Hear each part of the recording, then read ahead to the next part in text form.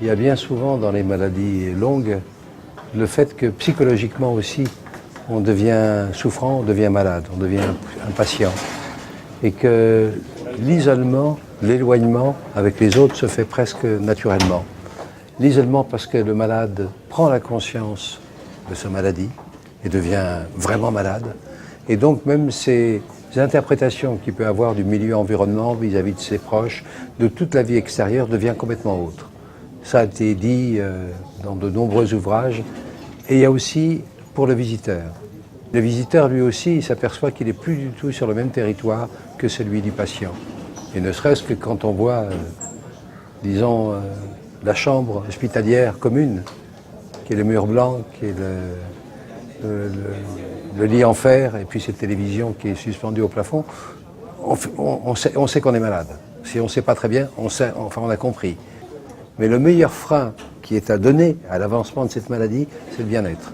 Même s'il est de court instant, même s'il est momentané, mais il n'empêche que, non, psychiquement, parce que ça doit bien exister quand même, le rapport moral avec la maladie, qui fait que, ça y est, on le contre. Et donc d'avoir un dispositif, un jardin thérapeutique, un jardin d'océan vert, c'est une merveilleuse idée. Parce que c'est pas un agrément simplement, c'est une thérapie. C'est une thérapie.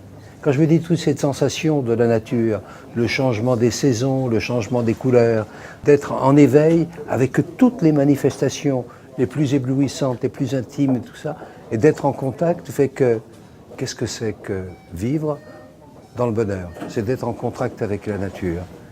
On peut me croire, pour les quelques-uns qui me connaissent, pas insensible aux choses qui nous concernent tous.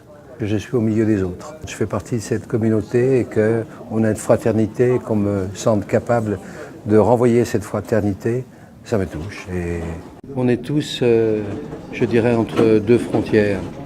On est tous directement concernés parce que nous-mêmes pouvons devenir patients. On a une vie éphémère, on a une vie fragile qui est faite d'exaltation et de temps en temps, cette exaltation, ce bonheur de vivre, il est coupé parce qu'il y a la maladie. Et cette maladie, elle frappe tout le monde. Donc cette solidarité s'impose, est nécessaire. Et que soit on le peut, soit on peut porter le message. Moi, quand je fais des films, je vais chercher auprès d'industriels, je vais chercher de l'argent. Je crois que, je suis sûr que je vais devenir moi aussi un messager pour aller porter la bonne parole et pour faire en sorte que ce budget qui a été cité, c'est à vous de dire ou pas, mais si j'avais un film, une production qui coûte ce montant-là, je le ferais très vite. Donc comme c'est une cause qui est plus grande qu'un film, je crois qu'on peut croire que ça ira très vite.